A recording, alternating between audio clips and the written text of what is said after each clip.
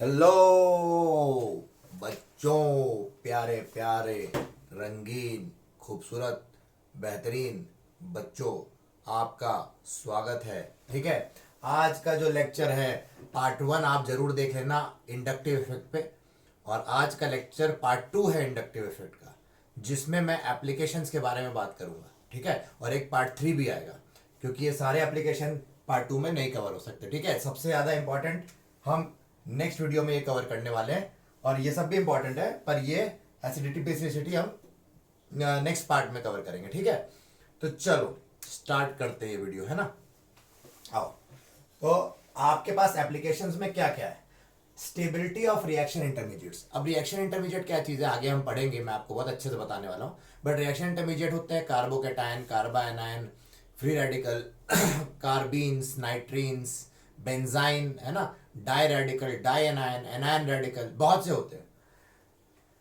हम क्या पढ़ने वाले हैं, आगे जाके रिएक्शन इंटरमीडिएट्स पढ़ेंगे तो उस समय हम और डिटेल में बात कर लेंगे, डिटेल में स्टेबिलिटी की। पर अभी जो इंडक्टिव इफेक्ट कैसे इनको अफेक्ट करता, तीन टाइप के मेजर है ना, कार्बोकेटायन, कार्बायनायन और फ्री रेडिकल। इनको हम कॉमनली पढ़ते हैं, तो इनकी स्टेबिलिटी हम देखेंगे।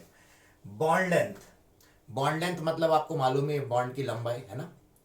डायपोल मोमेंट पता ही है ना, पोलैरिटी के कारण होता है। Reactivity of alkyl halides, alkyl halide मतलब होता है आपका आरएक्स।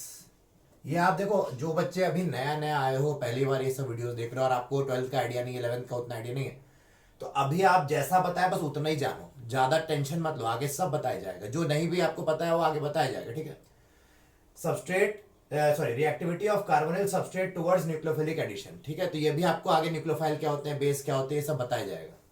पर जो जितना बताया जाए उसको बस जितना एब्जॉर्ब कर सकते हो करो, टेंशन मत लो। ठीक है, एसिडिटी एंड बेसिटी ये हमारा सबसे क्रूशल है, और इसको हम इसलिए अगले वीडियो में रखेंगे। इस वीडियो में उसको मिक्स नहीं करेंगे, नहीं तो बेकार हो जाएगी बात, है ना, मजा नहीं आएगा। तो चलो स्टार्ट करते हैं। सबसे पहले क्या है बताओ, क्या लिखा है बोर्ड पे। तो सबसे पहले लिखा है स्टेबिलिटी ऑफ रिएक्शन इंटरमीडिएट। हमारे पास रिएक्शन इंटरमीडिएट कौन से हैं, कार्बोकेटायन होते हैं, कार्बायनायन होते हैं, और फ्री रेडिकल कॉमनली हमारे इंडक्टिव इफेक्ट से इन्फ्लुएंस्ड होते हैं।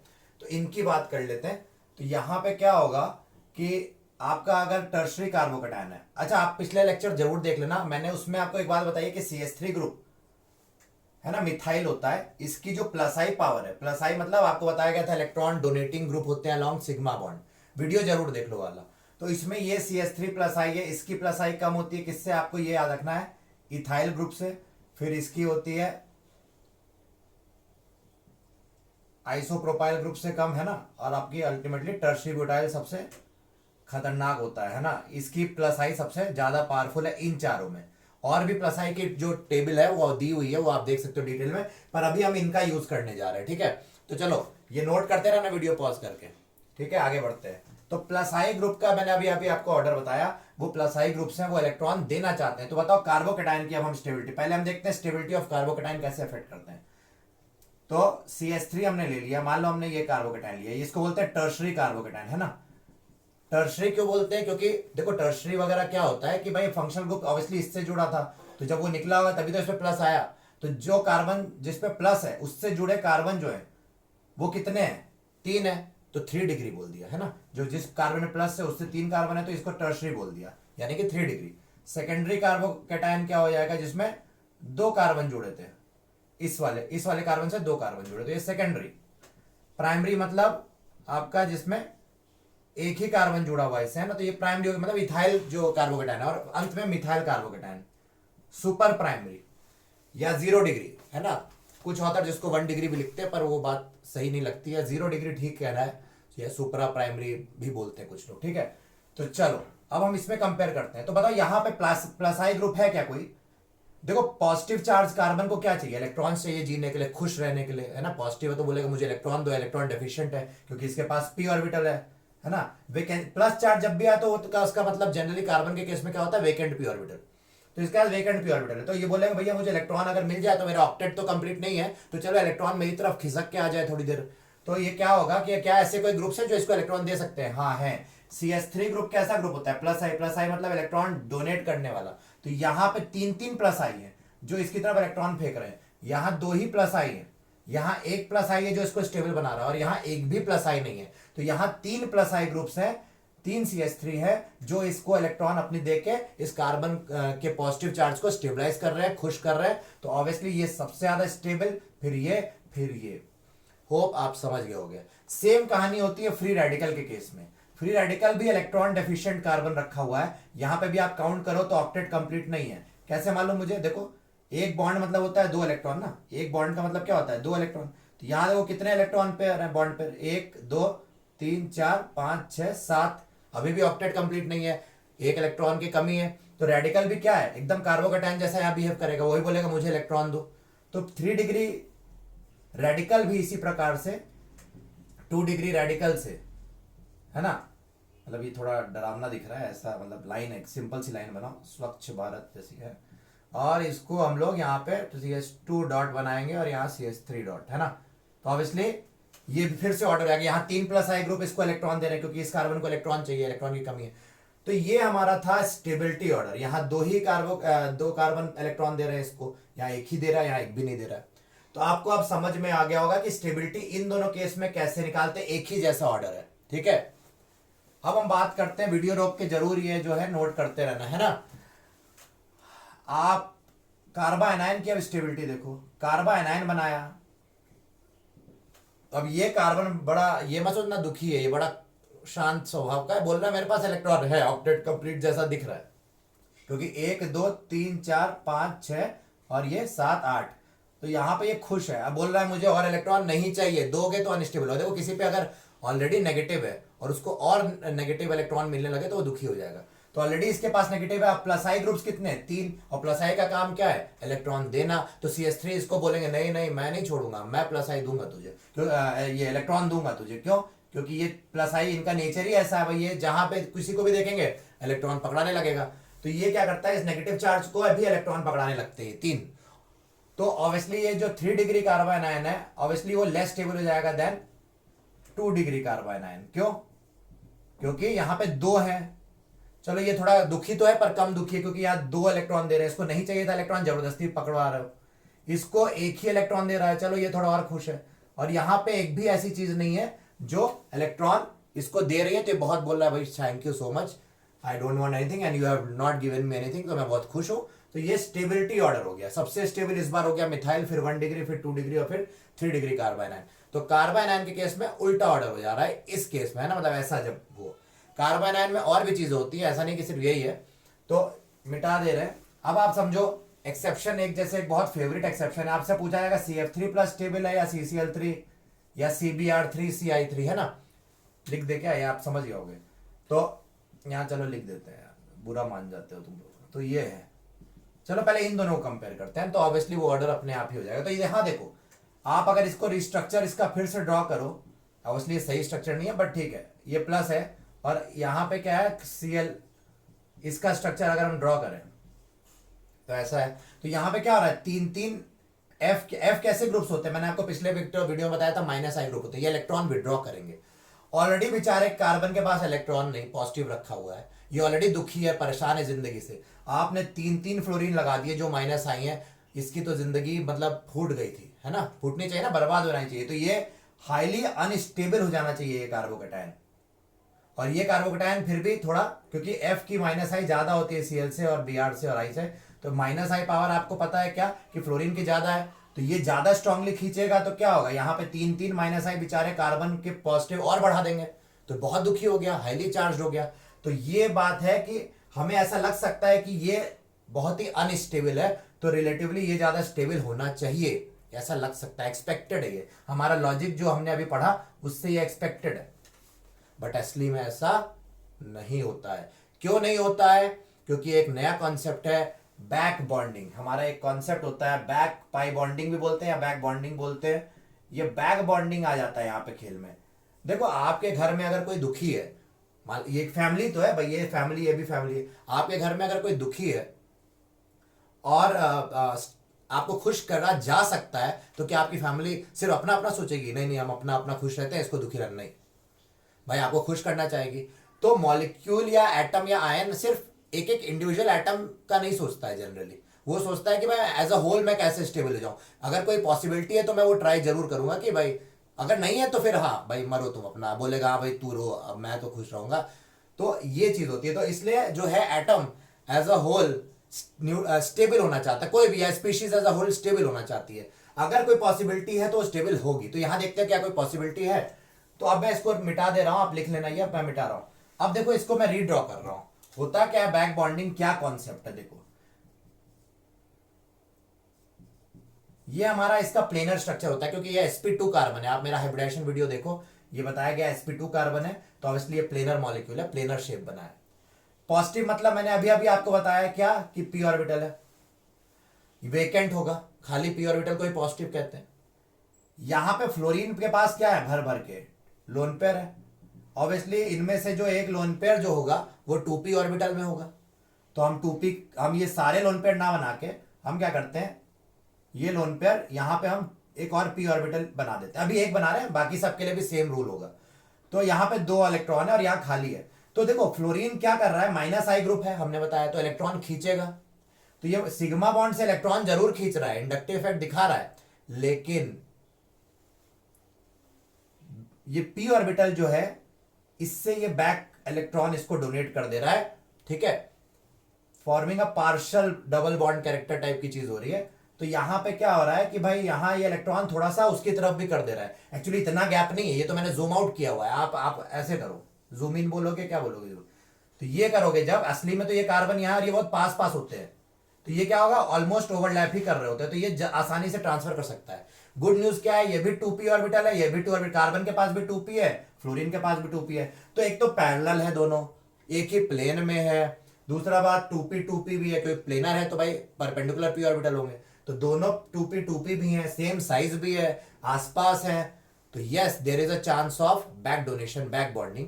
तो इसलिए ये बैक बॉन्डिंग करके, मैंने बताया अपना सिर्फ अकेला नहीं सोचता, ये पूरे मॉलिक्यूल का सोचता। अब सोचो ये भी फ्लोरीन ऐसी करेगा, बोलेगा भाई तू मेरे से भी ले ले यार, रो मत। ये बोलेगा भाई तू मेरे से भी ले ले यार, हम सब एक भाई भाई है। तो ये 3-3 कार्बन को, ये 3-3 फ्लोरीन कार्बन को मिलकर खुश करने लगे। तो ये फ्लोरीन, ये जो कार्बन है अल्टीमेटली खुश हो जाता है।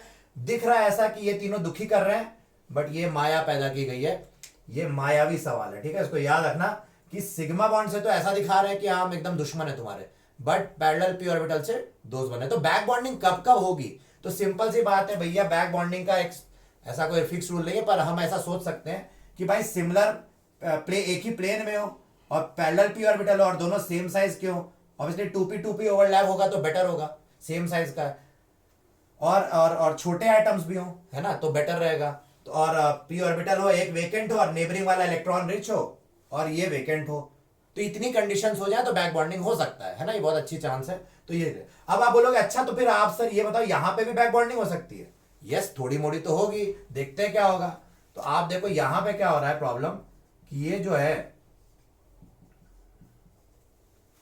यहां पे भी ये वेकेंट p ऑर्बिटल है, बट प्रॉब्लम बस थोड़ी सी ये 2p है और यहां पे क्या है, थोड़ा 3p है। तो थोड़ा और क्या यहां पे ये आसानी से पोर कर पाएगा, भाई ये ऐसा है 3p और 2p ऐसा है, तो क्या ये इतने अच्छा ओवरलैप होगा, क्या नहीं, उतना अच्छा तो नहीं होगा जितना ही होगा। तो ये भी स्टेबलाइज तो कर रहा है पर उतना नहीं कर रहा। तो हमारा जो ऑर्डर है वो ये ज्यादा स्टेबल हो जा रहा है। एक्चुअली में एक्सपेक्टेड था कि ये स्टेबल हो जाए, लेकिन ये ज्यादा स्टेबल हो जा रहा है, ठीक है। तो उम्मीद करता हूं आप ये समझ गए होंगे, ये था हमारा एक्सेप्शन टू इंडक्टिव रूल। यहां पे बैक बॉन्डिंग किस तरह से उसको वायलेट करता है, ठीक है।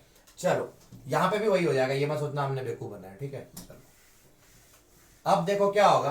तो हमने स्टेबिलिटी ऑफ रिएक्शन इंटरमीडिएट जो हमारे सिलेबस में, उस पर मास्टरी हासिल कर लिया। आप बोलोगे अच्छा नहीं, तो यहां कार्बाइनाइन का भी होता है, यहां पे कुछ कुछ चीजें, मतलब इसकी भी स्टेबिलिटी देखते हैं, पर वो रेजोनेंस से रिलेटेड है थोड़ा सा, है ना। जैसे यहां वेकेंट d ऑर्बिटल अगर होगा तो नेगेटिव उस वेकेंट, जैसे यहां क्लोरीन लगा दिया हमने, तो क्लोरीन के पास d ऑर्बिटल भी होते हैं, तो CCl उस केस में ज्यादा स्टेबल हो जाएगा,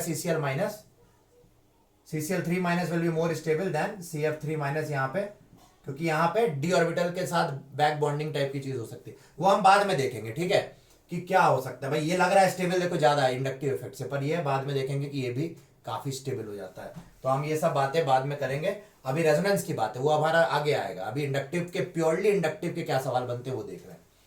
अब सेकंड कॉन्सेप्ट, तो हमने पहला कॉन्सेप्ट आपको बता दिया, सेकंड क्या बताया था आपको, बॉन्ड लेंथ बताया था ना। हाँ तो चलो बॉन्ड लेंथ की बात कर लेते हैं। अब बॉन्ड लेंथ को कैसे इंडक्टिव पावर इफेक्ट करती है, तो एक सिंपल सी बात बता दे, bondless is inversely proportional to I group strength. मतलब ये सस्ती बात है, मतलब ये जनरली होता है ना। हम एक मान लेंगे, रट लो भाई, अपना घोट लो कि ये भाई कंपटीशन में है तो ऐसे ही सोचना है। ठीक है, तो देखो जैसे आपके यहाँ पे ये कौन सी जनरली माइनस आई पावर, तो जैसे आपके पास यहाँ CH3F है, CH3Cl है, CH3Br है, और यहाँ पे क्या है CH3I है। ये सब क्या है, एल्काइल हैलाइड है ना भाई। तो यहाँ बॉन्ड लेंथ की ऑर्डर क्या होगी, तो ये देखो F ज्यादा माइनस आई है, हमने बताया था ClBr, तो ये माइनस आई पावर है, तो माइनस आई पावर के इनवर्सली प्रोपोर्शनल है बॉन्ड लेंथ।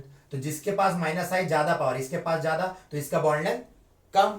तो ऑब्वियसली बॉन्ड लेंथ का हम ऐसे ऑर्डर कर सकते हैं, क्योंकि इसकी माइनस आई सबसे कम, तो इसमें बॉन्ड लेंथ सबसे ज्यादा। ठीक है, क्योंकि देखो माइनस आई पावर होने की वजह से आयनिक कैरेक्टर आ जाता है ना। इस कारण से हम बोलेंगे यहाँ पे कि आयनिक कैरेक्टर होने की वजह से यहाँ पे बॉन्ड लेंथ थोड़ी कम हो जाती है, क्योंकि ये आयनिक कैरेक्टर है। तो ऐसे सोचो, जैसे ये आयन बनने के योग्य होगा, ये दोनों एकदम से अट्रैक्शन आ जाएगा, तो थोड़ा सा और पास हो जाएंगे। तो इस कारण से हम बोलते हैं कि भाई बॉन्ड लेंथ यहाँ थोड़ी कम हो गई। ठीक है, तो आपको ये बॉन्ड लेंथ वाला फॉर्मूला याद रखना है कि बॉन्ड लेंथ हमेशा inversely proportional to minus I group strength है। जनरली हम लोग हमारे सिलेबस में तो यही आता है। ठीक है, अब हमारी नेक्स्ट जो हमारी एप्लीकेशन है क्या है, डाइपोल मोमेंट।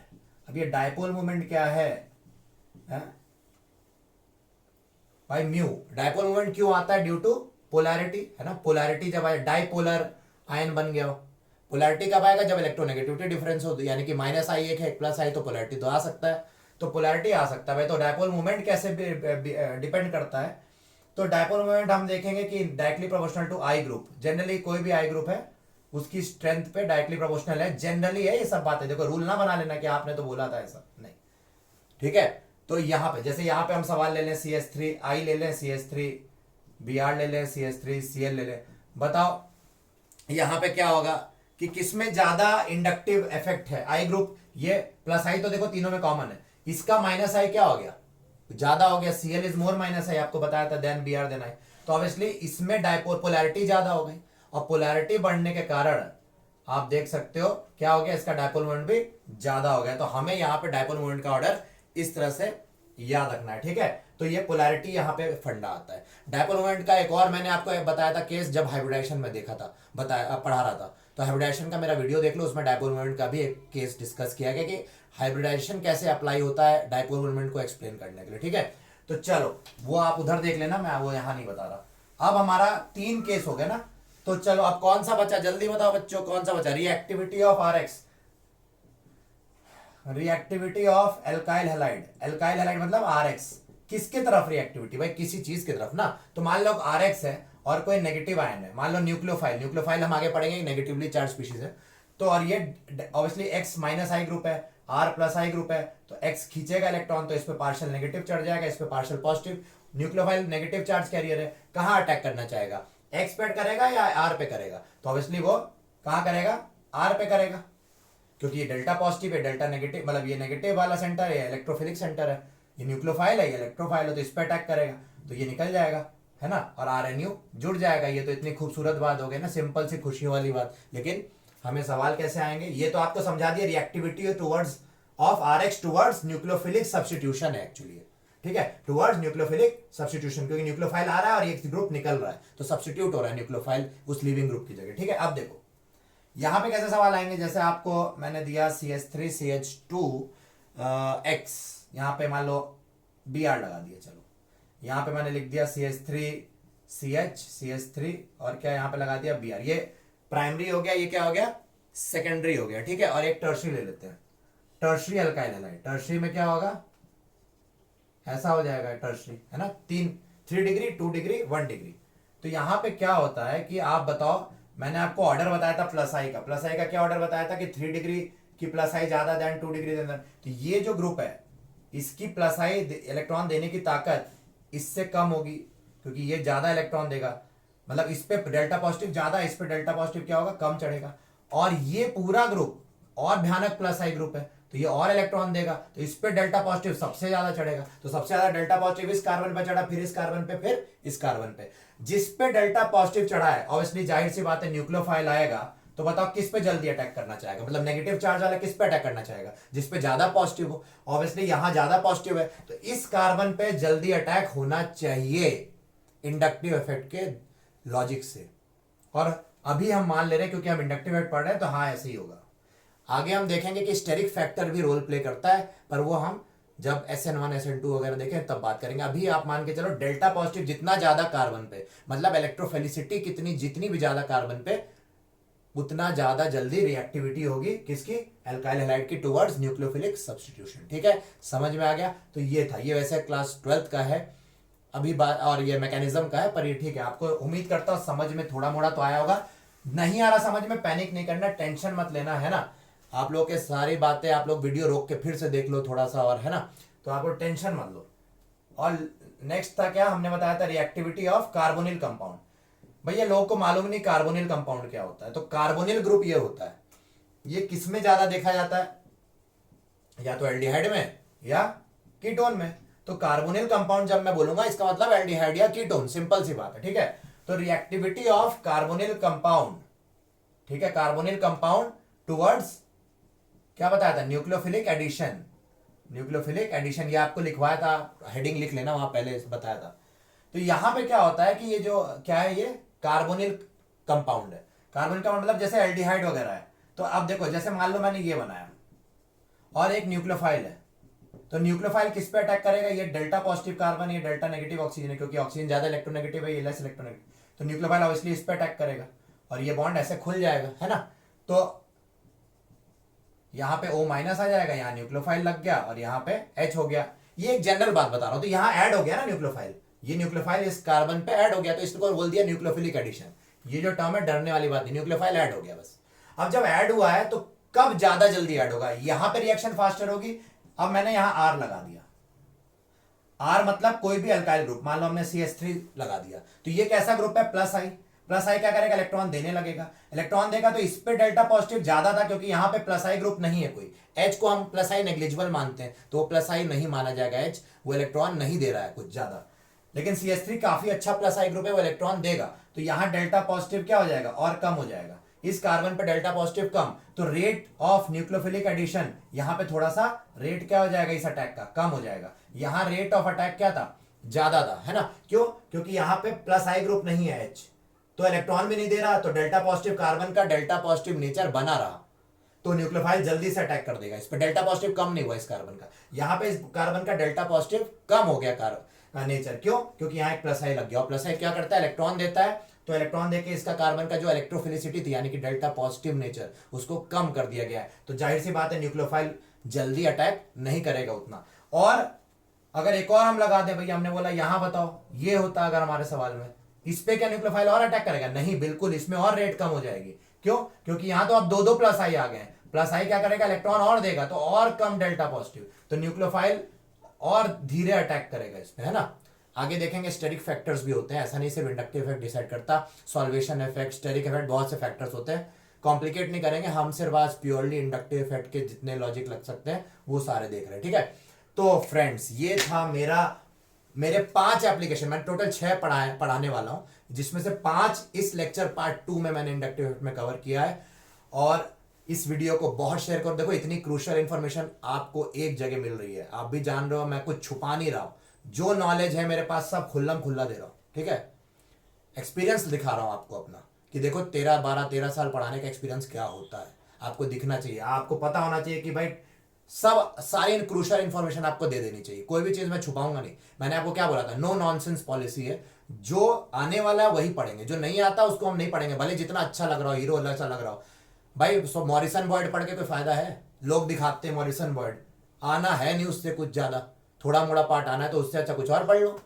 कहने का एग्जाम्पल मतलब ये कि don't to show off don't study, जितना पढ़ना है क्रिस्प पढ़ो, जो आ रहा है गारंटी दे रहा है वही पढ़ना है। ठीक है, तो ये हमारा अभी के लिए 5 एप्लीकेशन थे। नेक्स्ट वीडियो बहुत ही धमाकेदार डेडली होने वाला है एसिडिटी बेसिडिटी पे, याद रखना।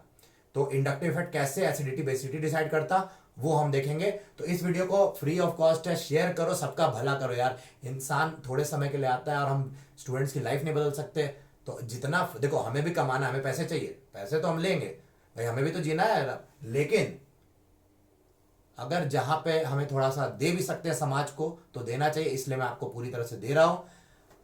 तो शेयर करो, लाइक करो, कमेंट करो और सबका भला करो। Thank you so much for watching. मिलते हैं नेक्स्ट पार्ट 3 में। रेडी रहना, हाँ, मेहनत करते रहना, रिवाइज करते रहना। Thank you so much.